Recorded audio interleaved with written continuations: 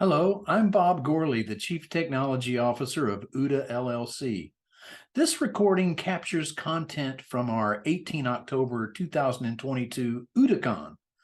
OODAcon was an event designed to bring together people from our community to talk about this age of exponential innovation and disruption so we can all learn how to better survive and thrive. This session is part of a keynote conversation with Vint Cerf.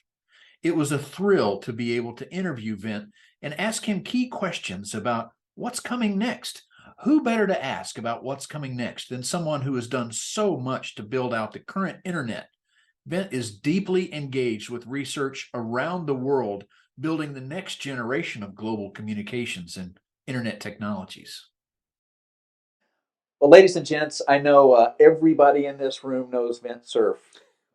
So I want to do just a compressed bio and say, Vint Cerf is the guy that many of us regard as the founder, the father of the internet. Well, then that would be wrong because Well, Bob Cohn and I were two hands on one pencil, and we had a lot of help. one of the fathers, then, would that Thank be you. accurate? That's more accurate, yeah. And I think people also recognize you as an executive at Google since 2005, where you continue to help shape policy and standards globally and continue to track and improve the status of the internet globally. I don't know about the improvement part, but I keep sticking my nose into it anyway. And I think people may also remember, and if they don't, I'll tell you, he's a Turing Award winner, widely regarded as that's the Nobel Prize for computer science, Yes. and a winner of the Presidential Medal and many other recognitions. But the way I describe you, Vint, is to me, as a technologist, you are the world's most interesting man. And what kind of beer do I drink, right? Yes. Yeah. And sometimes I just say he's the architect of the matrix we live in. Oh. Yeah. So what makes you think you're not in Matrix? I believe I am, and thanks to you. And it's been a good matrix so far. Oh, well, some of the people in this room might debate that. In fact, if there isn't debate about that, this conference isn't a success. We really need to talk about that. All right, then let's get into it because I did want to ask you some questions that are forward looking. But first, I wanted to ask your assessment of where we've been. Can you describe the days from the early generation of the internet to today? How did we get here? This is sort of like, please describe the universe in 25 words or less. Give 3 examples, right? Well, first of all, when this started, it was an engineering project, as you all know. The Defense Department was trying to figure out if packet switching would actually work as a way of supporting computer communication. And of course, it was heresy at the time. Of course, the way you communicated was with circuit switching. I mean, it's been doing that for how many gazumped years? Since 1876, and it works. Clearly, we have a global demonstration of that, the telephone system. So why the hell do you need this packet switching stuff? Well, part of the answer, of course, is that you didn't want to dial up a computer, wait till the thing picked up the phone, and then talk to it, then hang up again, and then dial the next one. We wanted electronic postcards that would go as fast as the computers would. So we did the ARPANET project, and it worked. And again, this is engineering. So then we, in the course of that project, discovered some applications, remote access to time-shared machines, file transfers, and then email, networked email, which turned out to be a really important discovery because we recognized very early on the social aspects of email, distribution lists. The first 2 distribution lists that I joined were Sci-Fi Lovers and Yum Yum, which was a restaurant review. So you could see the beginnings of much of what we see today in that origin. Then Bob Kahn shows up in my office at Stanford and says, we have a problem. And I look at him and I say, what do you mean we? And he says, well, the Defense Department now believes, this is 1973, that computers could be useful in command and control. But the implication of that is that some of them would be in mobile vehicles, some would be in ships at sea, and some would be in aircraft. And all we had succeeded in doing with the ARPANET was to connect computers with dedicated telephone circuits, and then they were in air-conditioned rooms, and they didn't get up and move around. So the problem with dedicated telephone circuits is that the ships get all tangled up, but the tanks run over the wires and they break them, and the airplanes never make it off the tarmac. So he had already started working on a mobile radio system and a packet satellite system. So his problem was, how do we hook them all together and make them look uniform? And that's where the internet protocols came from. Over a period of about 6 months, we got that sorted out. So all of this is just straight, honest to God engineering. All the people involved didn't want to wreck it, but they wanted to try to make it work.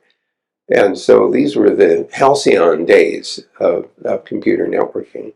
But as the system has evolved, and as the World Wide Web shows up in 91 and much more visibly in 93 with Mosaic, and then in 94 with Netscape Communications, and as the system has penetrated more and more deeply into our society, and as the public got access to it, which starts around 1989 but becomes very visible after Netscape Communications goes public in 1995 and the dot boom is on, as it has penetrated deeply into our society, we now see that this is not either a good or evil environment. It's simply an environment in which all kinds of things can happen, good and bad, just as the universe we live in has the capacity to do both.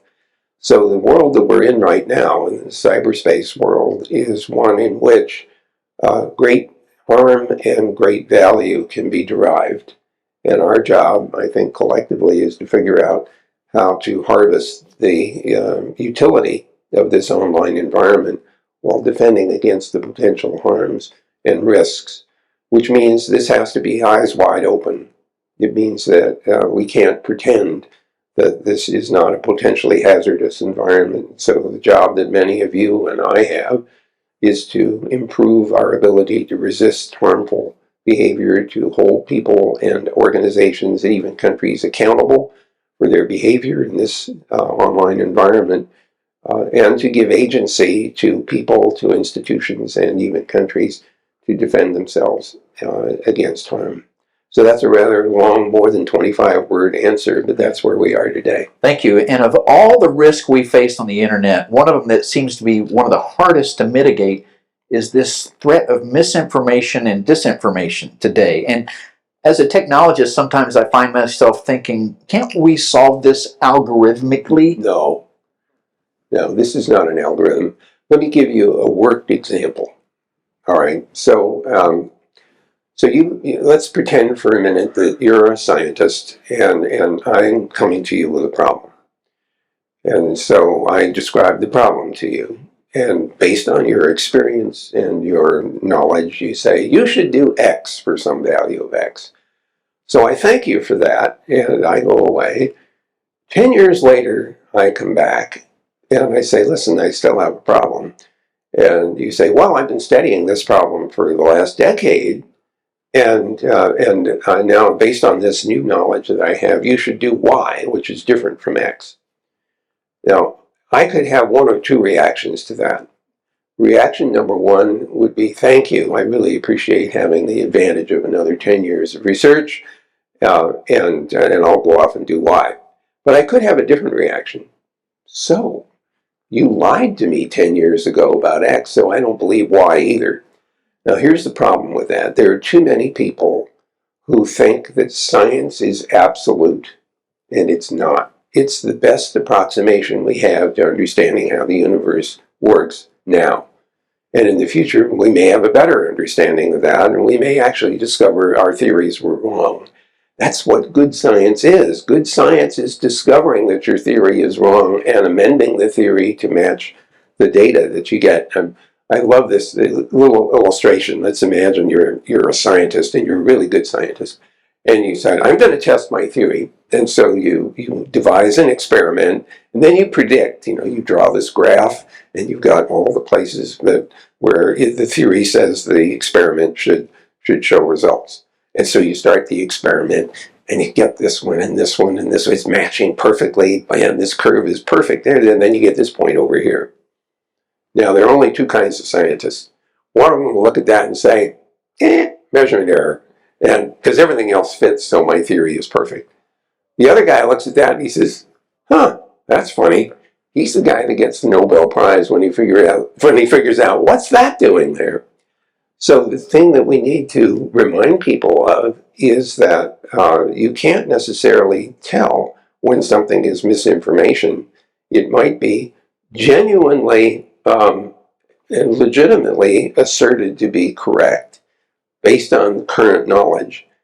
But since we accept in the scientific world that our beliefs may be wrong, and we falsify them by doing experiments, so the problem we run into is that even if all the evidence shows that this is correct, later we may discover it isn't. And so that the classic way in which you introduce misinformation to make it believable is to mix it together with a whole bunch of other stuff that people know to be correct or know to be true or believe to be true. And so you have a bunch of things that everybody believes, and then you sneak in this other little thing. And because it's sort of hiding in the midst of other truth, it just sort of looks like, well, I know all these other things are true, so this must be true too. And so it's a really subtle problem to try to solve. And the only way that you can really solve that, I believe, is to think very critically about what you see and hear. You have to ask questions about, where does this information come from? Is there any corroborating evidence?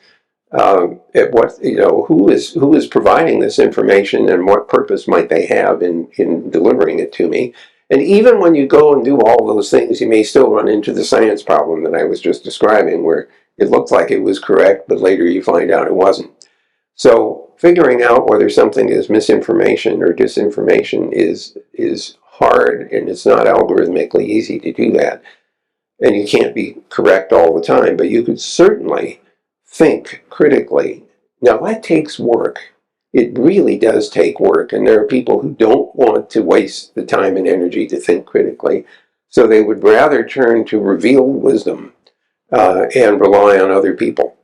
So now you have the problem of figuring out, well, if I'm going to go down that path, who should I rely on? Whose advice should I rely on? Who should I trust? And one of the charts that was up on the morning's presentation talked about trust and the potential erosion of trust in our society. That is probably one of the most serious socioeconomic problems we face today, is erosion of trust. And I'm sorry to keep on going here, but I can't resist. Gallup, Jim Clifton is the chairman of the board of Gallup, and he made a presentation a few months ago, weeks ago anyway, on this subject. And he showed a chart that was measuring the level of trust that we have not only in this country, but in other countries around the world, in various institutions. And much to my dismay, a lot of the institutions that we had trusted had diminished over time. Our trust in them as a society has diminished over time. And the most really devastating indication is that trust even in the military, which has historically been very high in the United States, where the integrity of the military has been considered to be, not, if not absolute, certainly very high. That has eroded over time. And of course, at the bottom of the list are the politicians. They are the least trusted entity in the U.S. anyway, and generally in other places as well. Whether that's justified or not, we could debate. But the erosion of trust really destroys our ability to distinguish misinformation and disinformation from that which we should accept. Right. I saw that presentation, and I noted a huge drop in the trust of the court systems. Yes, yes. Which is very telling. And these are huge concerns, and it makes me worried about our future. I keep wanting to think there must be some technological approaches or things we can do, but maybe it just has to be teaching critical thinking to every citizen and hoping for the best. Wetware is the only way that you can make this work. You really, and it's not just even critical thinking. It is the willingness to expend the time and energy to think critically, to insist on doing that. And I can tell you that there are some families who don't like this idea because, the kids come home and they question their parents' views and beliefs. Some parents don't like that very much. And yet that's the price you pay for critical thinking. Right. Well, Vint, I also want to ask a bit about the future of the internet and what you see coming next. Can you give us any insights there? Well, look, the trends are pretty clear.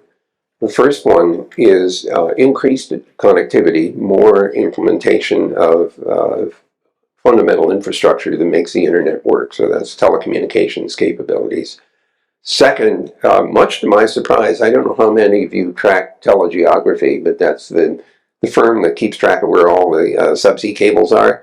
And it's jaw-dropping to see how much investment is being made in subsea cable. There are things that are being connected that way that I never thought would be connected islands in the middle of the Pacific or Atlantic, because the cost is dropping for building those cables. And the cables have become increasingly capable of carrying photons longer and longer distances without having to put in repeaters, which requires, of course, energy and power to go to the repeaters under the water in order to repeat the signal. So we're seeing a significant increase in subsea cables. We're building subsea cables now for our own networks at Google. And in some cases, we've built the whole thing for our own use as opposed to having to share it with somebody else in order to afford the cost. So that's one thing that's happening. The second thing that's happening, of course, is that low Earth orbit satellites are showing up, Starlink being the most visible right now. And it's clear that it works. So that increases the access to underlying internet infrastructure almost to the point where you can't avoid being able to access the internet, even if you wanted to, because with sufficient coverage, every square inch of the planet, including 70% of it that's water, is accessible to internet communications. So that's the second thing that's happening. Third thing that's happening is the mobile phone evolution from 4G to 5G to whatever 6G turns out to be. And here I want to pause for a second and mention a couple of things about the 6G standards that are exciting. You probably, those of you who've been tracking this stuff, know about this notion of mobile edge computing, or you hear the term edge computing. It's very weird in a way because, you know, where the hell is the edge? I always thought, here's this network, and anything that's on the outside of the network is at the edge. But then cloud computing comes along, and somehow people think of it as being in the center, but it isn't. It's really at the edge of the network. And then on the other end is the consuming side, the client side. And now we're sticking computing in between the client and the cloud, and we're calling that edge computing. So the definition of edge keeps changing depending on where you stick the computing power. But what's interesting about the 6G design is not that it has edge computing capability, which potentially reduces latency for some kinds of applications, but it turns out that the applications can not only take advantage of the edge computing capability to serve a particular application, but that same edge computing capability also has the ability to control how the communications is configured and what the parameters are. So suddenly an application can say something about the kind of service it's likely to get from the communication system. That's different. So I'm very interested to see how that evolves. The second thing about 6G is that it doesn't necessarily have to be limited to radio. So if you think about this, there's nothing stopping you from imagining having this architecture where you have the cloud with applications going, you have this 6G edge thing, and then what's the communications look like? It could be radio, but it could also be fiber. It could be coaxial cable. It could be anything that can carry bits. And so the idea of being able to use the application to manage the configuration and behavior of the communication system, radio or not, is the thing that really grabbed my attention. So I'm seeing the possibility of a network that is much more adaptable to the applications that it's trying to support. So that's sort of and then of course there's programmable devices, which is another point that was made. By the way, I can't resist. Autonomy, of course, is a big deal these days. What is that? It's a program that's running open loop without necessarily any control at all. And the question is, what does autonomy imply? Okay, so I have a program. I don't care whether it's machine learning, AI, or just, run-of-the-mill piece of Python code. The fact that it's just running and doing things that we've given it the ability to do without further intervention is what makes it autonomous. So when people run around being worried about AI, my reaction is you should worry about plain old ordinary code too. Don't get hung up on trying to make AI and ML safe. You should worry about just plain old code in the toaster that was up there. If I had that slide, by the way, made me think of something I had said a few years ago, where I said the thing I worry about is a headline that says 100,000 refrigerators attack Bank of America. Right. And, and I thought, ha ha ha, isn't that funny? Well, Now we the see answer it is no, it's not funny. If you remember the webcams in the DynCorp, you know that that's a real problem. So just coming back to this question of autonomy, I want you to think for just a second about, imagine what you think of when you hear the word cyberspace. It's an artifact. It's an artificial environment. And an autonomous thing operating in cyberspace operates in that space based on whatever its sense of the space is. So if you're an autonomous vehicle, you operate although it looks like it's operating in the real world, it's not. It's operating in the world that it perceives. And in a sense, that perception is an artificial space based on how the sensors work and how well they work. And so when you start thinking about autonomy, and you think of it as being something operating in the world, our real world, the real world that we sense and experience may not be the same as the real world that the autonomous device senses. And so it's operating in an environment which is not the same as ours. And the question is, how far apart are those two senses of the environment? And if they're far enough apart, there's some high risk factors there. So I don't know about you, but we have a company, one of the alphabet companies is called Waymo, and we make self-driving cars.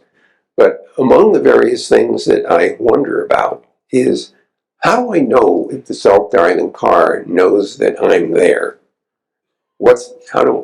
I look for eye contact and a driver in order to figure out whether or not the driver sees me.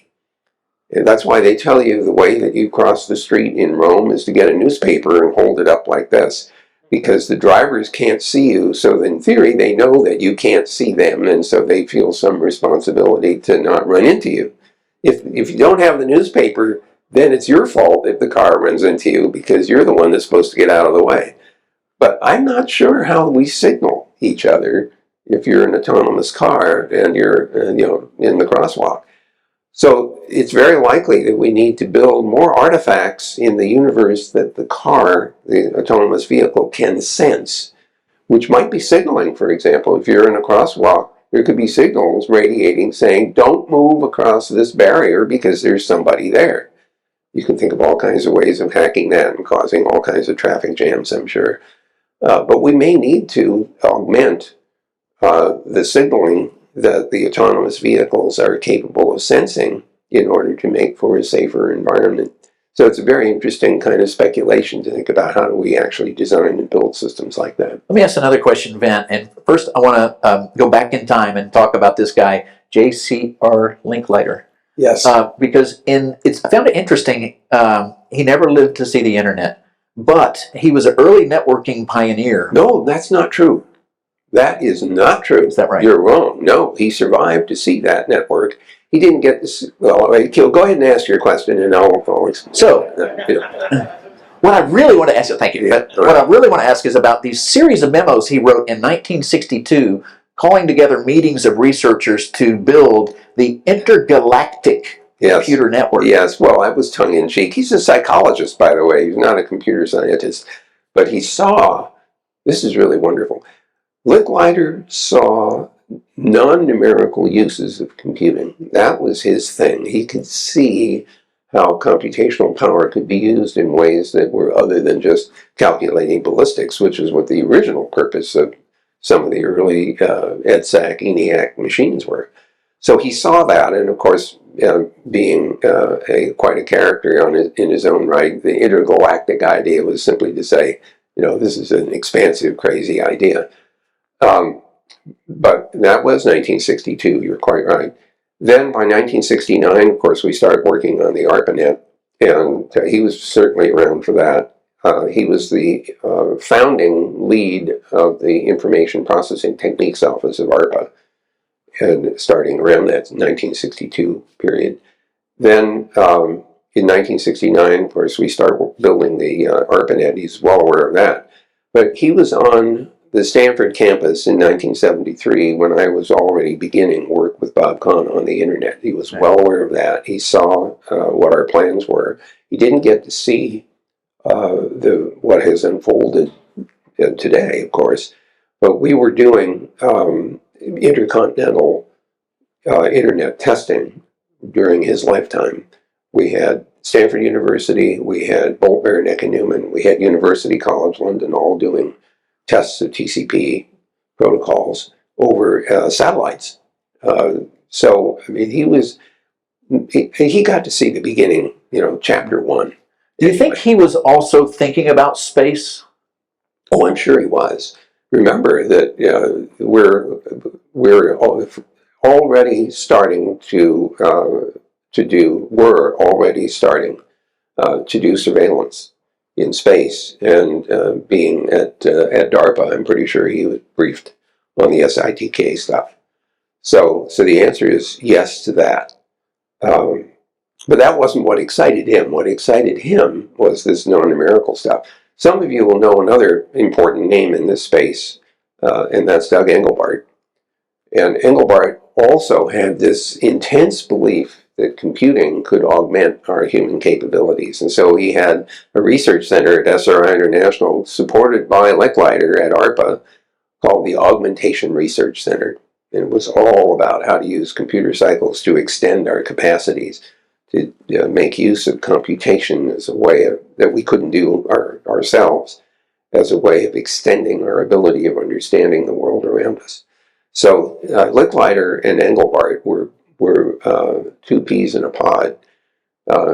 Some of you will remember that the big thing that Engelbart built was called the online system, which was an editing system that was shareable by multiple parties. I mean, we're talking 1968.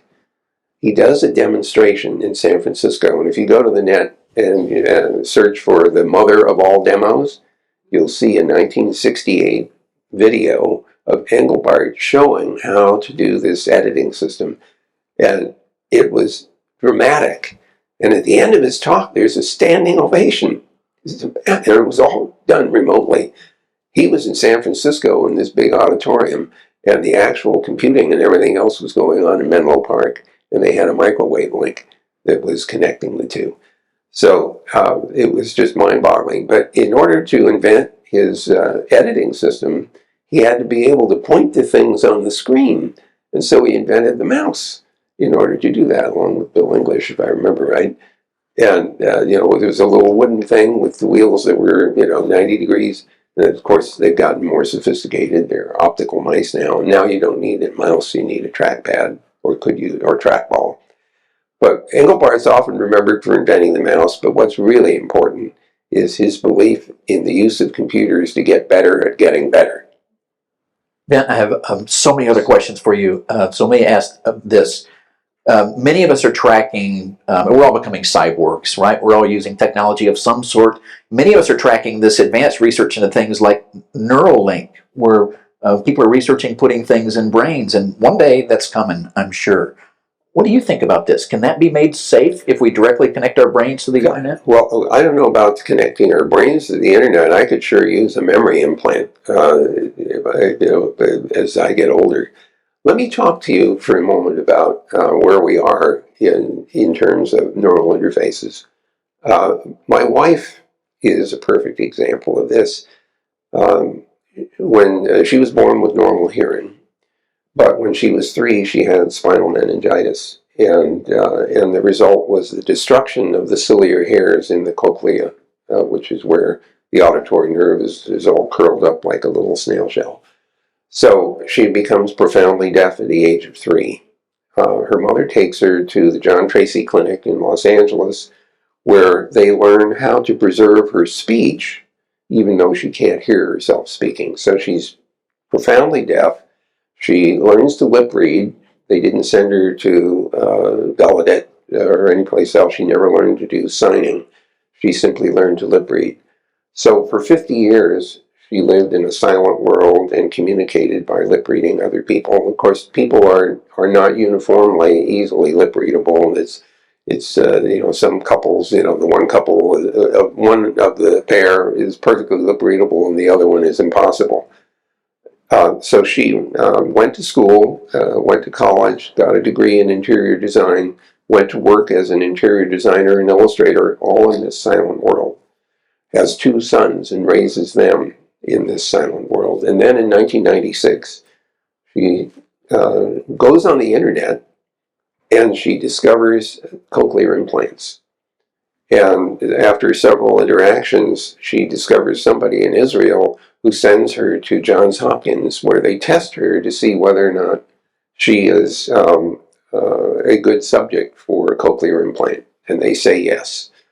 So she schedules the surgery. It's an outpatient surgery. It takes 45 minutes to do the insert of the implant. It's a lot of electronics plus a magnet that go in inside with a wire with a bunch of electrodes that wind around and touch the auditory nerve, in her case, in 16 places. Then she comes home and waits for a couple of weeks while everything heals. Then she goes back to Johns Hopkins to be activated, which sounds vaguely religious, but in any case, I'm not there for this activation. I had to go to a board meeting. So she gets activated, she comes home. 20 minutes after they turn on the speech processor, just a small detail. There's a speech processor, which in this 96 was about the size of a mobile. It takes sound in from a microphone that is part of the headpiece that has a magnet in it, and it attaches to the side of her head magnetically. So she has to be careful when she walks past the refrigerator, the speech processor takes sound in from the microphone, does a Fourier transform to figure out which frequencies are present and in which amplitudes. Then it decides which electrodes to stimulate, whether it's continuous stimulation or pulse mode stimulation, depending on how it's been mapped. So she gets mapped. 20 minutes after this processor has been mapped, she picks up the phone and she calls me, and we have a conversation on the phone for the first time in 30 years of marriage. It's amazing. I get home and I discover I have a 53-year-old teenager at home. I can't get her off the phone. She's calling any phone call that comes in. So now I'm a senior VP of engineering at MCI. She gets a call from AT&T, and they want her to switch. So she's talking to this person. She says, "Where are you?" And says, "Well, I'm in India." And she says, "Well, your English is pretty good. Where did you learn that?" So she goes on for half an hour. Okay, so this poor soul on the other end says, "You're going to switch, aren't you?" And he says, "No, my husband works at MCI, but thanks for calling." She hangs up. Then she decides that she wants to hear words that she hasn't heard before. So she calls the library. Remember, she's calling the library on the phone. She says, "Can I sign up for recorded books for the blind?" And they say, "Sure, no problem. Name, address, phone number." "Now, you're blind, aren't you?" And she says, "No, I'm deaf." And there's this long pause where they're trying to figure out how that's going to work. She listens to 500 books on tape. She now can recognize accents and, of course, knows when people are mispronouncing words. And it doesn't stop there. No decibel will go undetected. So she gets patch cords. So when she's in the airplane, she can plug in the speech processor on one end and the audio on the other. So she is hearing only the sound from the movie and not the screaming kid who's 2 seats away because she's cut off all the acoustics. Or she's got a patch cord to connect to the Sony Walkman so she could listen to DVDs or CDs. She has microphones that can plug in, and she'll clip them to the lapel. So if she's being taken on a tour of the art gallery, she's got somebody attached to her like on a leash, but she's getting good sound. She knows the term signal-to-noise ratio. She's an artist, right? That's the only technical term she actually knows, but she uses it all the time because she knows that if the mouth is not far from the microphone, the signal-to-noise ratio goes up and she gets better sound. And she has an FM transceiver as well. So if she were here in the audience, I'd be wearing a little FM microphone and transmitter. She could be 150 feet away and be able to hear perfectly. So her favorite trick is to go to a restaurant with friends and excuse herself to go to the ladies' room, but leave the microphone and the transmitter on the table. And so we have to tell everybody, don't say anything that you don't want Sigrid to hear because she's listening.